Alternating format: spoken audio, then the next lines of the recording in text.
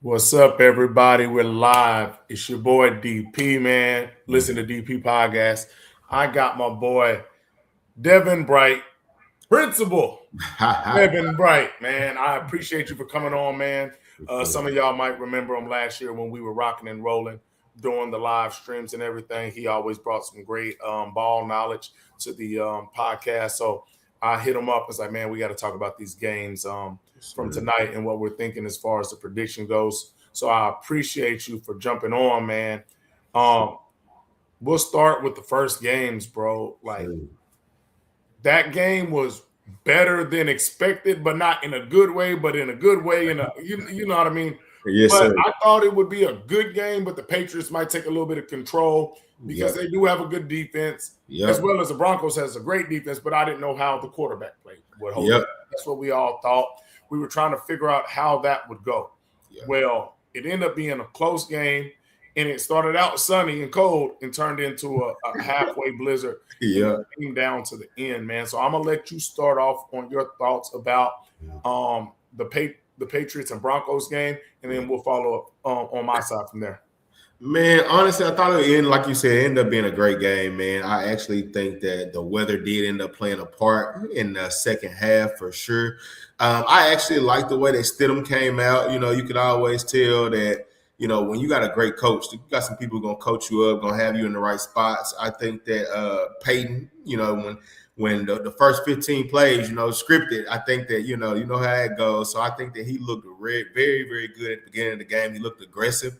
But I do feel like later on in the game, you could just tell, you know, that when the weather kind of changed and they couldn't really run the ball, they couldn't really do anything in the run game. I think that Harvey is a good back. He was able to give them what he could, but they just weren't able to do enough in the run game. And I feel like the Patriots, once they were able to kind of stop them and they couldn't get anything going in the pass game, that it was a wrap. You know, even with May, I'm just going to be honest, man, I'm not the biggest Drake May fan. I think that when I look at it, he does just enough to win, though. And I feel like that he made just enough plays for that team to win. You know, he did it with his legs. He didn't do much with his arms, but he did a great job on taking advantage when he had opportunities to run and running the ball in the right times, man. And I think that he had some back-breaking runs that really put his team in position to win. And when I just look at just the landscape of just the playoffs as a whole, I feel like the Patriots, man, they that Cinderella squad is getting real lucky right now. I will be honest. I think their defense is carrying them right now because if you look at each game, they haven't, in my opinion, I think Mayes, you know, in the first game against the Texans, they had some turnovers. You know, he didn't play great. And in this game, he didn't play great. But again, he's doing enough to win. Yeah, I think Drake May and the Patriots everybody knows their schedule, man. Like they have had a great schedule to get to where they got to this point.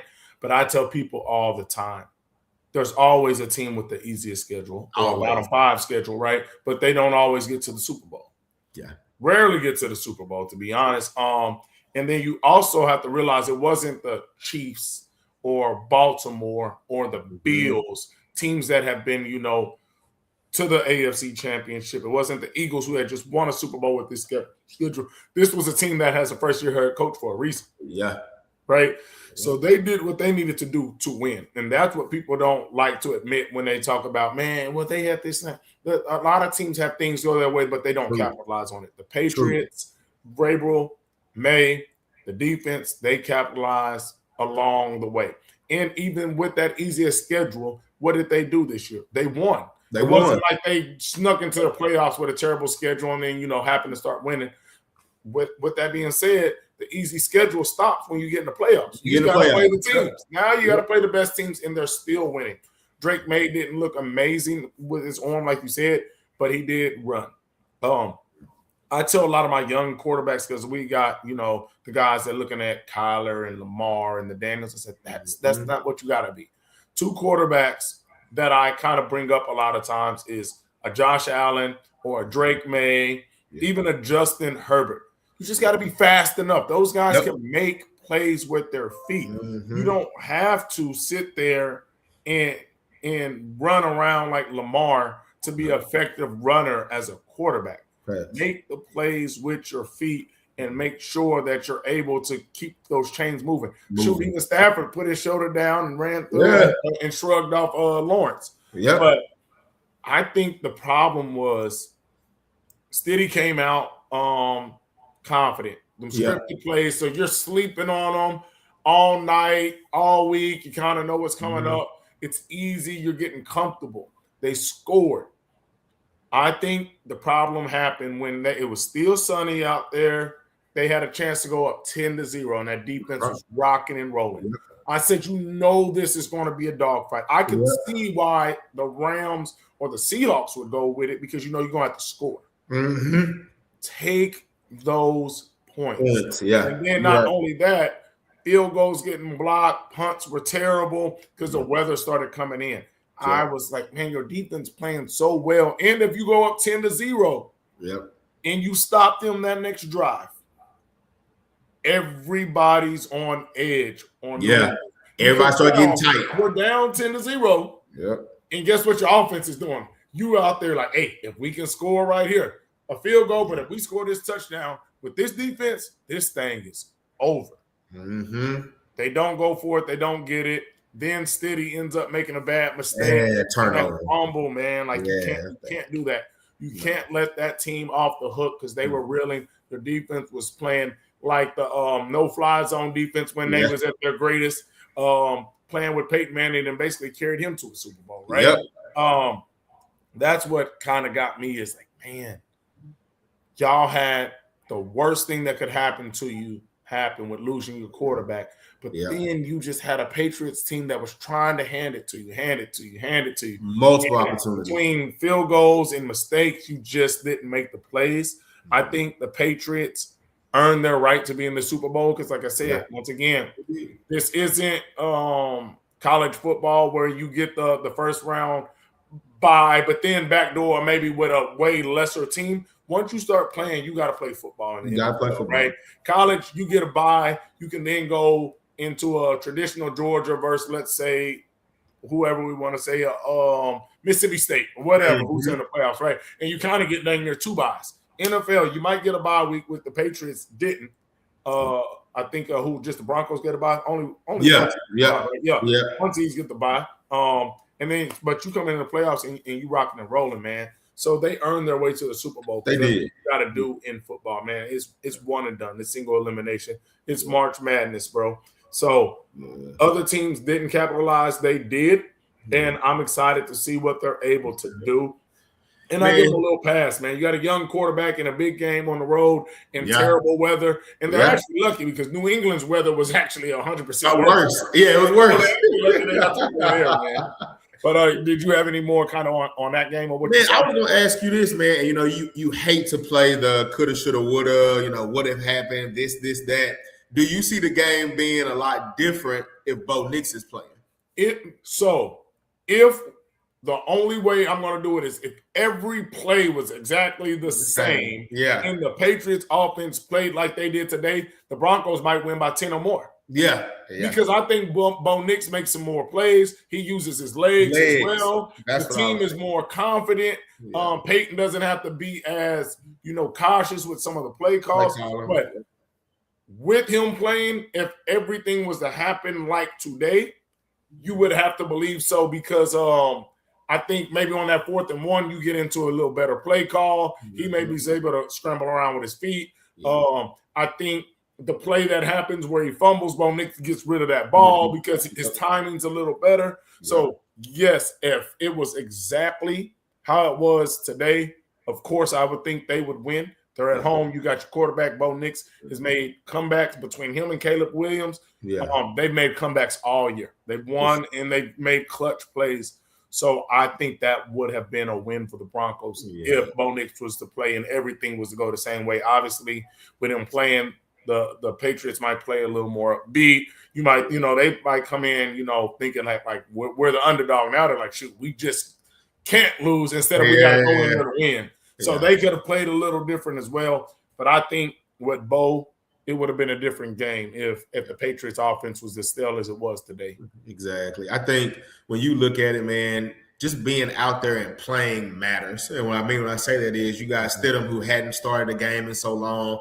And like you said, they practice every week, but then when them live bullets get out there, man, you never know what you're gonna get. And I do think Stidham still played a decent game. He got out there and still did what he could do. But I just think the fact that you got a guy like you said in Bo Nix who can move around a little bit more, who has been playing with that first team offense, has gotten the reps in. I just feel like it could have been a different game. And like you said, Sean Payton, he probably calls the game a lot different as well. He gets a little bit more aggressive, with the guy that you come there with, man. So all in all, I think it ended up being a good game. I'm looking forward to see, how we'll get there, but I'm looking forward to see, how things go in the Super Bowl with them playing against the Seahawks, man, for sure. Yeah, no, I'm also excited to see that Vrabel has an opportunity to win a Super Bowl with the Patriots as a player and a coach. So I think that's going to be very cool to be able to see as well, because it's obviously not been done. So therefore, I'm hoping that,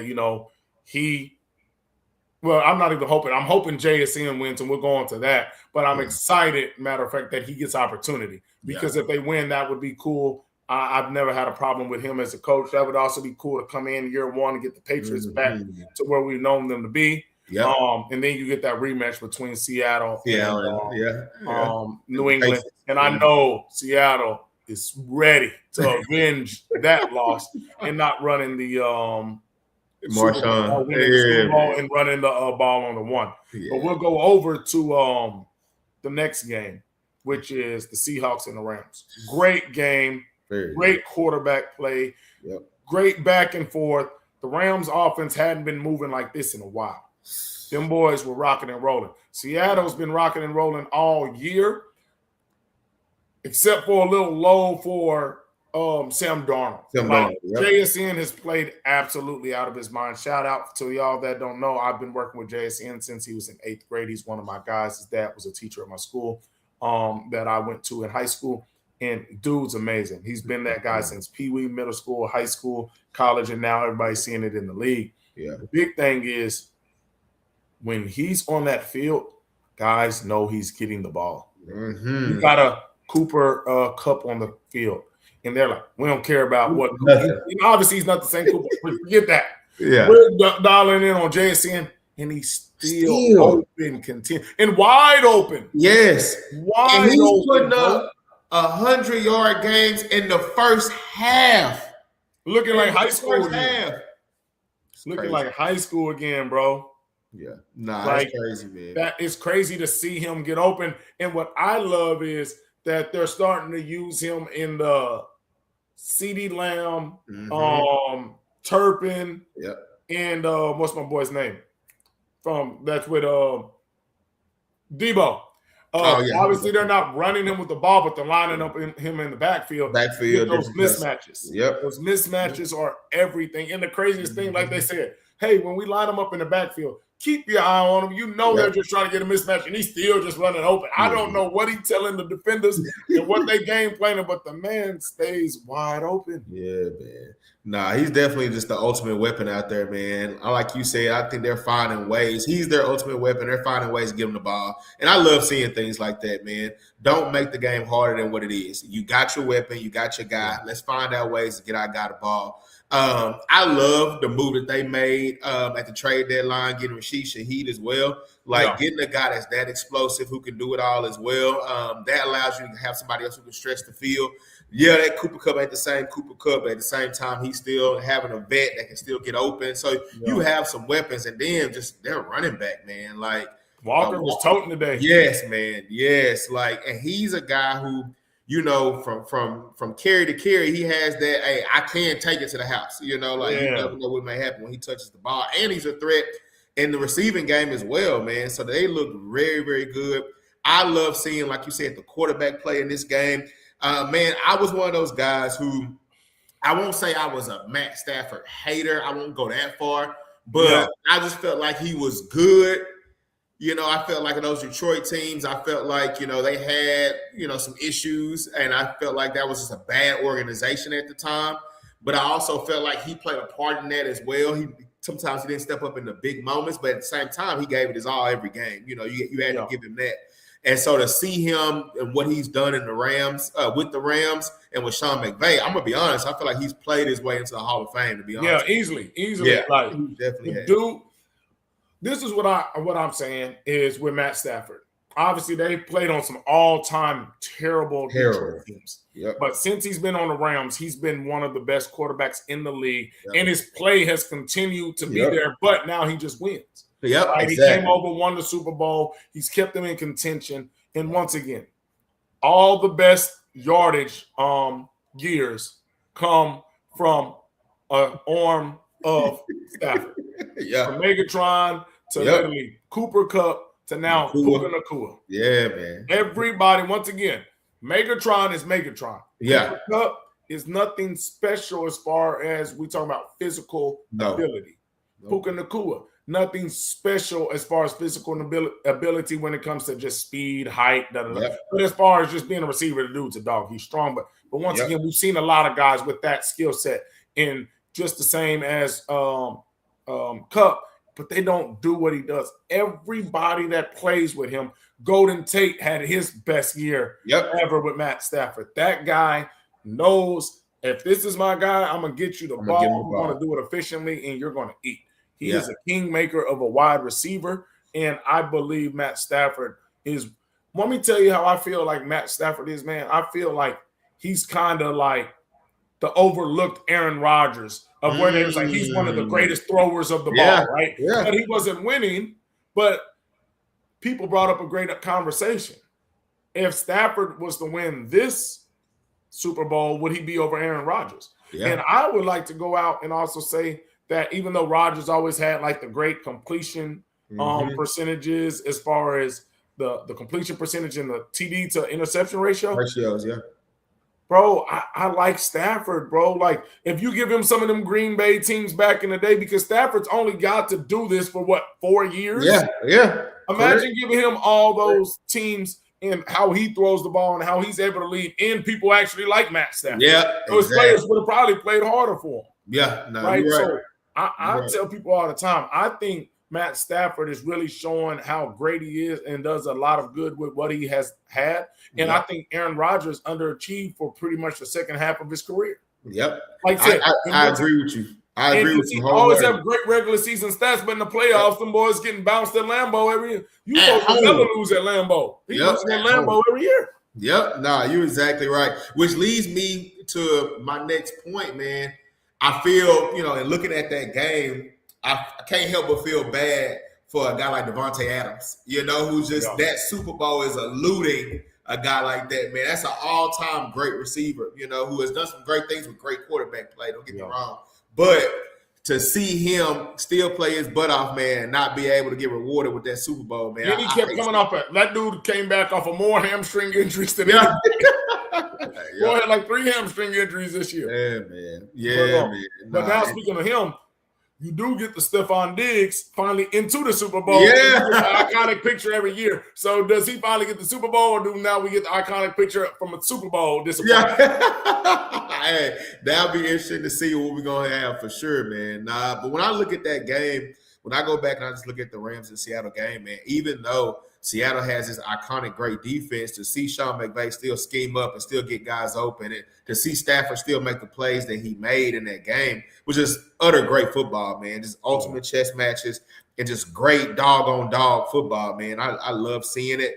And it really makes me think, and I don't want to get too far ahead of myself, is Drake May going to be able to do what Matt Stafford was able to do and make those throws and make those plays, man, because Matt Stafford still had them boys on the ropes. And don't get me wrong, I think I hit you with a text message. I still felt like, some of them calls, man, was a little crazy. I didn't like the tongue card they called the guy for Seattle. Not in this moment. Not in the NFC Championship game. Yeah, I will say that I know that boy was like, please let us win this game, because if we don't win this game, and that's what got us, because literally the game is basically over if you don't get that call. Yep.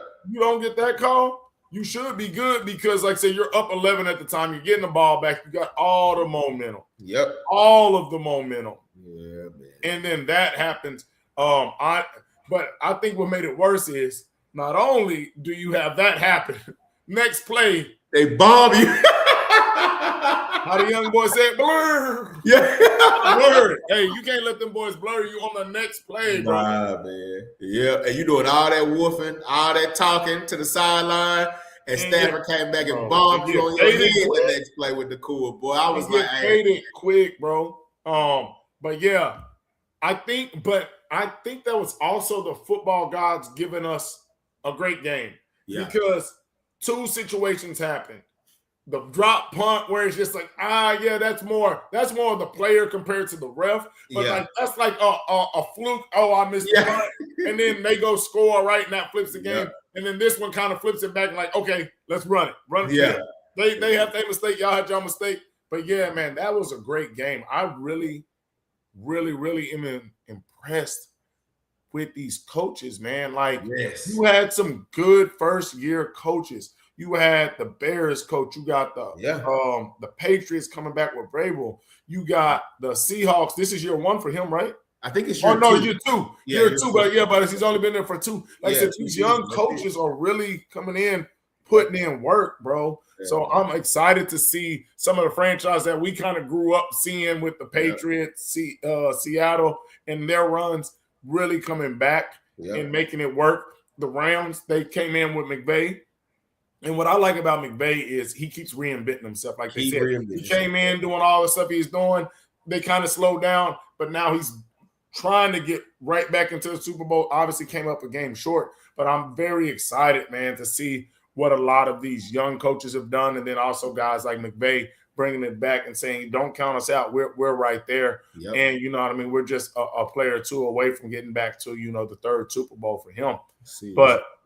But I'm impressed with what Seattle has been able to do this year in Sam Darnold, man. 346 yards, 3 touchdown passes. Everybody counted him out. He used to see ghosts. Everybody said this game he was going to, lay down and not be that guy. He was going to turn back into Sam Darnold and to play the way he did and go through the things he's went through. And the happiest people in the world are the Seattle front office. So we got him on a super discount. It's like $100 million. And we say $100 million, but he's getting way less than all these other guys. All other star guys. $60 million. And he's producing. And it's crazy because it's not like, 1 year. He has the most back-to-back wins with 2 different franchises. He did it in Minnesota, and now he ran it back. That's what I'd love to see. Think about how sick Minnesota has to be right now seeing this, right? Because we talked about we got JJ last year. We talked about McCarthy like, I don't know. People was hating on me. Oh, you hating DP? Yeah. You hate.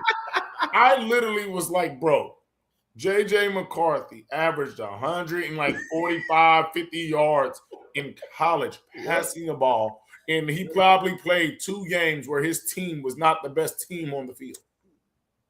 And you're throwing for 150 yards a game? Come on now. And there were so many excuses. Well, look at the offense. They just run the ball.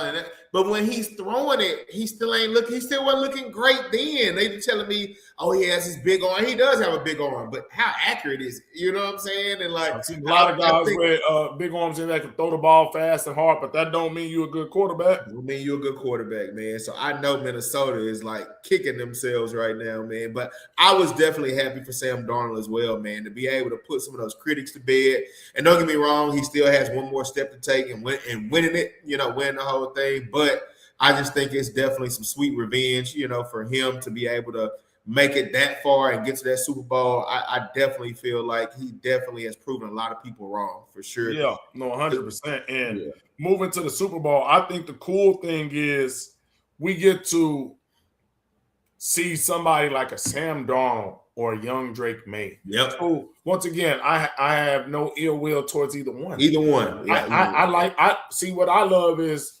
storylines. I love entertainment. That's why when people get mad about a Jake Paul fight or this, I'm like, bro, I'm 36 and I love sports and I love the purity of sports, but I like entertainment. Bro. Yeah. I like just sitting back, kicking my feet up and being like, wow, we get a second-year guy with a Super Bowl. We get a guy that they counted down and out with a Super Bowl. We get a coach that can win with his second year as a second-year guy, just like Drake May is a second-year guy, or we get the coach that gets to say, I took the Patriots back to the top Yep. And I did it as a player with those dynasties, and now I do it with a coach in year one. Like, I love that. I get to sit back and just all I'm hoping for is a great game. And best of all is if I got my boy JSN, he got a chance at a Super Bowl. Yeah, man. So there's a lot of great storylines, a lot of good things that I want to watch in, these games.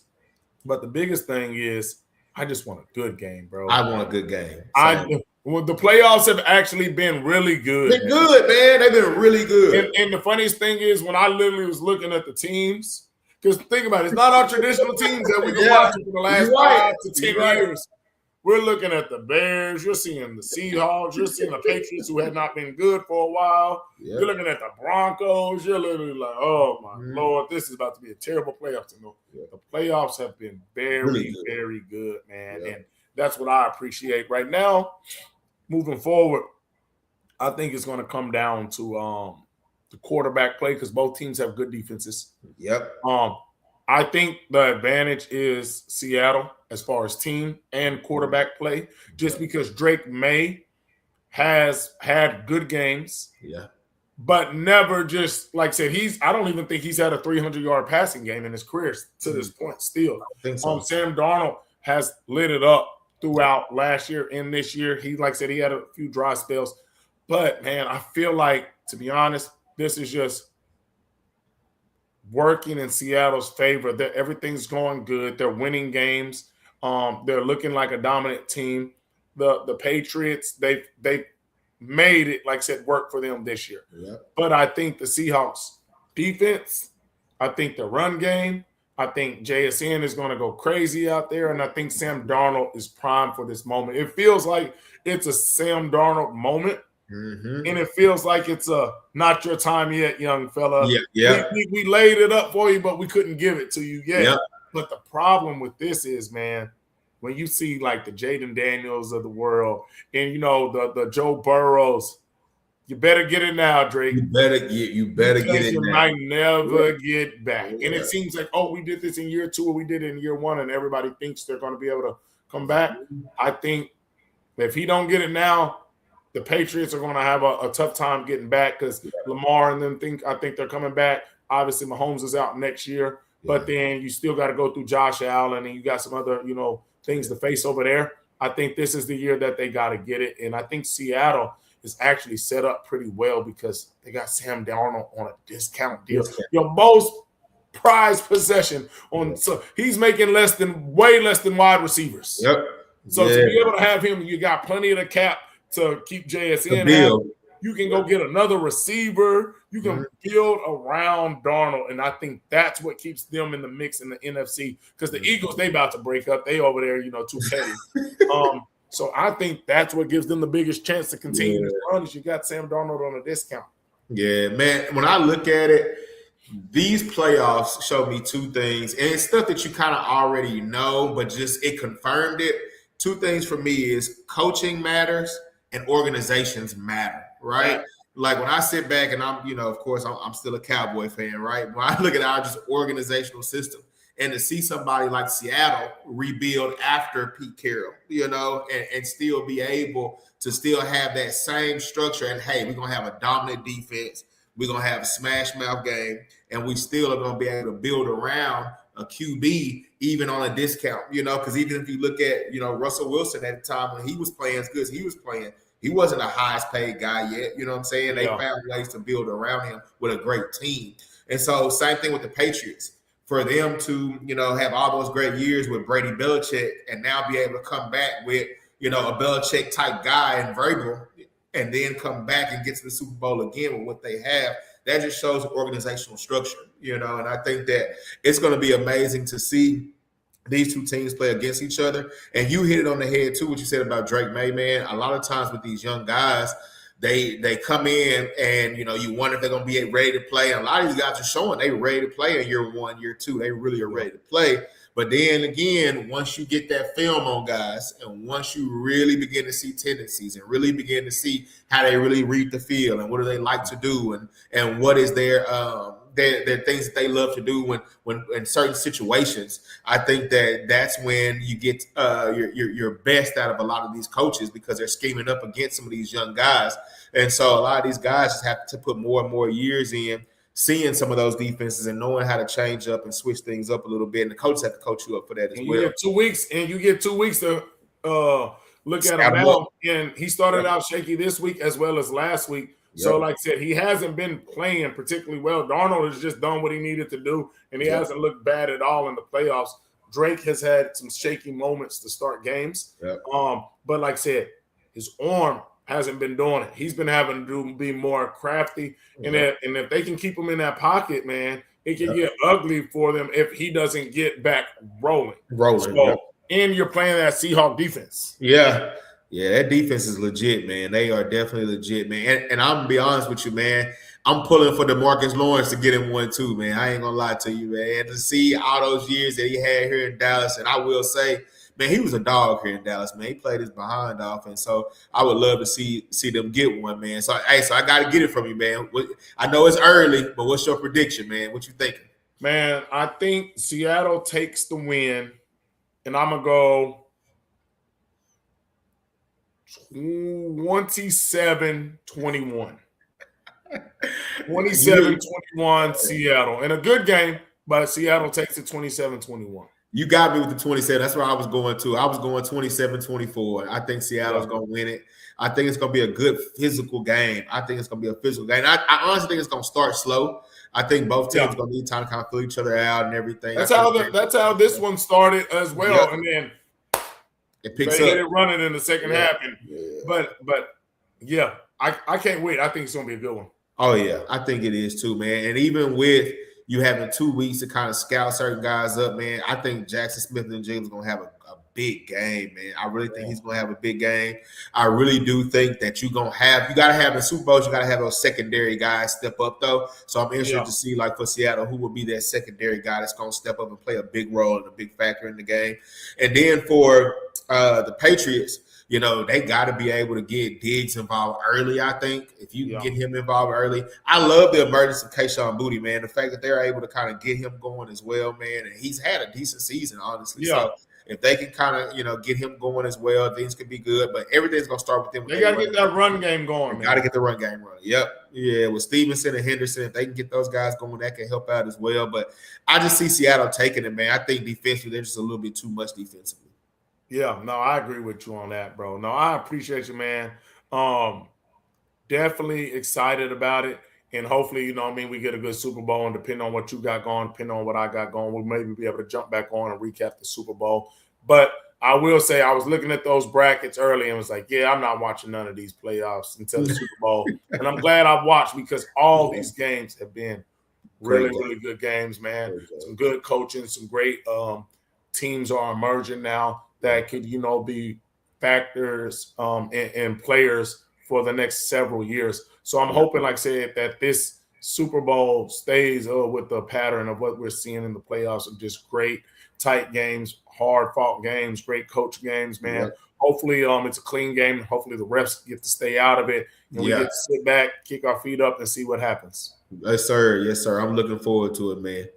Man, I appreciate you for jumping on, man. If y'all haven't, make sure y'all like, share, subscribe, man, to the Listen to DP podcast. It's under the DP Too Nice channel on Facebook, YouTube, and Twitter, man. We're out. All right. Take it easy, boss. Have a good one, bro. All right.